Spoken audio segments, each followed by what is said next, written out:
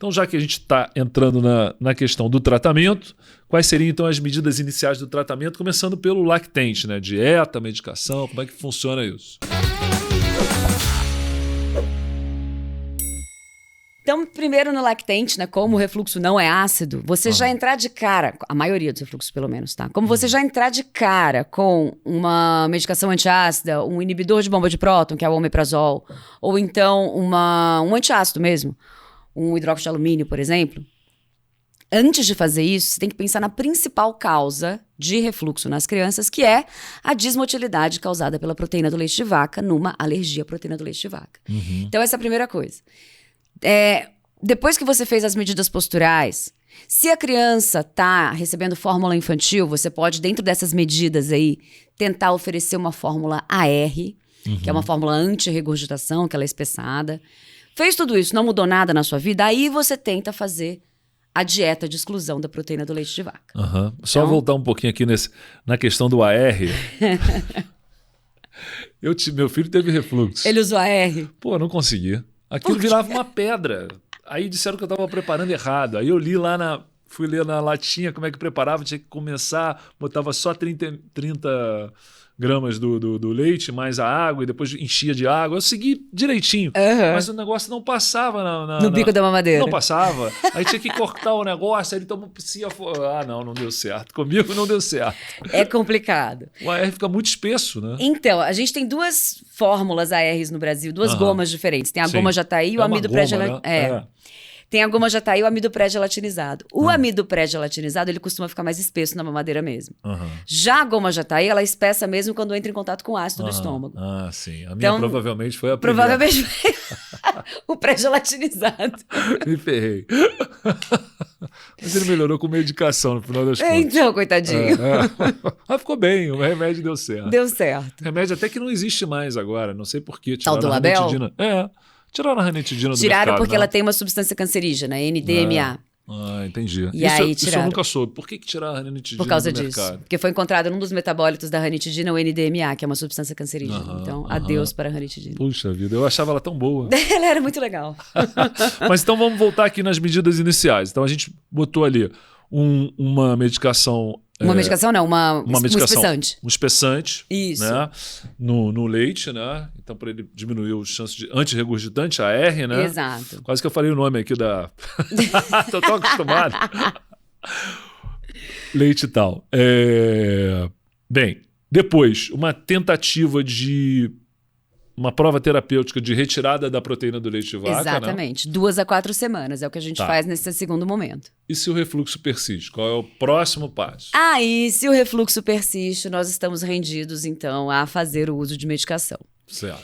E aí, dentro das medicações, como eu já falei, nós temos os inibidores de bomba de próton, que seria o omeprazol. Omeprazol, tá. Tem as medicações antiácidas, que daí eu tenho os alginatos, tenho o antiácido hidróxido de alumínio e o sucralfato, que seriam as medicações possíveis de usar nesse momento. Tá, mas em geral, quando você prescreve, você faz uma associação ou você começa só com o omeprazol? Na verdade, a tendência atual é de começar com algum dos antiácidos. Ao invés do omeprazol? Ao invés do omeprazol. Tá. Por quê? Os estudos novos vêm mostrando que, primeiro, você vai fazer uma prova terapêutica para ver se a diminuição do ácido vai, de fato, melhorar aqueles sintomas. Entendi. Tá? E usando o omeprazol, você aumenta o risco de desenvolvimento de doenças alérgicas, aumenta o risco de alterações na microbiota que podem se repercutir lá na frente, risco de doenças como gastroenterite, pneumonia. Sim. Então, tem mais efeitos colaterais e colocando na balança... Para esse momento de diagnosticar se existe alguma alteração de fato, os antiácidos seriam mais indicados. Então, essa é uma tendência global. Né? Vai sair uma nova atualização em breve do ESPGHAN sobre doença do refluxo, mas essa é a tendência atual. Tá? E tem grupos que, inclusive, fazem uma pH-metria nesses bebês antes de iniciar o antiácido para ver se de fato tem associação com ácido. Porque os estudos mostram que mesmo aquele bebê que chora quando tem refluxo, ele não está chorando pelo contato com ácido, e sim pela distensão que o esôfago faz quando sobe um líquido ali. E não é tanto pela acidez. Tá? Mas enfim, então esse é o passo a passo. Aí depois você pode Se você viu que a criança ficou bem de fato com o antiácido, ou se você acha que ainda precisa de uma inibição maior, iniciar o inibidor de bomba de próton. E o omeprazol seria a única possibilidade ou a gente pode usar o pantoprazol ou Por bula. Por bula? Por bula, só o omeprazol. Só o omeprazol. E na forma MUPS, que é aquela que dissolve. Tá. Porque não existe omeprazol dispersível, só o MUPS, né? Você não pode abrir a cápsula e macerar as bolinhas, não pode fazer isso. Então é um desafio. Mas off-label a gente acaba usando esomeprazol. Entendi. Off-label. E aí a gente encerra aí as medicações? É só isso que temos para o momento. É só isso que tem para hoje. E a cirurgia?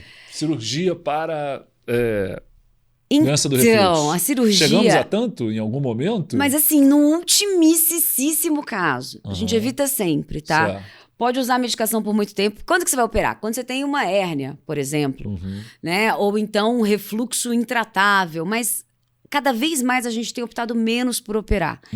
Não mexe tanto. Se você consegue controlar alguma coisa com uma medicação, segue na medicação. Certo. É tão complicado isso. E a cirurgia ainda, apesar de ser assim a última das últimas opções, ainda seria indicado... Quer dizer, colocaria na balança pneumonias de repetição e ganho de peso bem ruim ou isso também não... Olha, para colocar na balança... Pneumonia de repetição, não. Se você consegue controlar com medicação, você mantém com a medicação. Beleza. Agora, se você tem, especialmente neuropatas, né? Sempre... Se você vai fazer uma gastrostomia, aí já vale a pena até fazer uma fundoplicatura. Nesse tipo de paciente que você vai isolar... o esôfago, tá? Sim. Mas, claro, algumas situações, por exemplo, uma úlcera intratável com uma hérnia grande... São extremos, né? São os extremos. Ultimamente, você não tem encaminhado nenhum paciente para cirurgia. Se eu encaminho, ele volta. O cirurgião não quer operar mais. Tá. Temos esse probleminha. Não, você sabe que a gente ficou com trauma na enfermaria com fundoplicatura. Exato. Porque a gente... tem muita gastrostomia em paciente, encefalopatia e tudo mais. E aí, vamos fazer uma fundoplicatura. A gente já teve pacientes que depois ficaram com dificuldade de se alimentar, porque acabou sendo uma gastrectomia. Exatamente. Falei, cara, chega disso. Não vamos fazer mais fundoplicatura em ninguém. É por isso mesmo que ninguém mais quer fazer fundoplicatura, pelas complicações. Agora, se você está com uma gastrostomia e isola já via oral, não vai ter nada por via oral, aí tudo bem.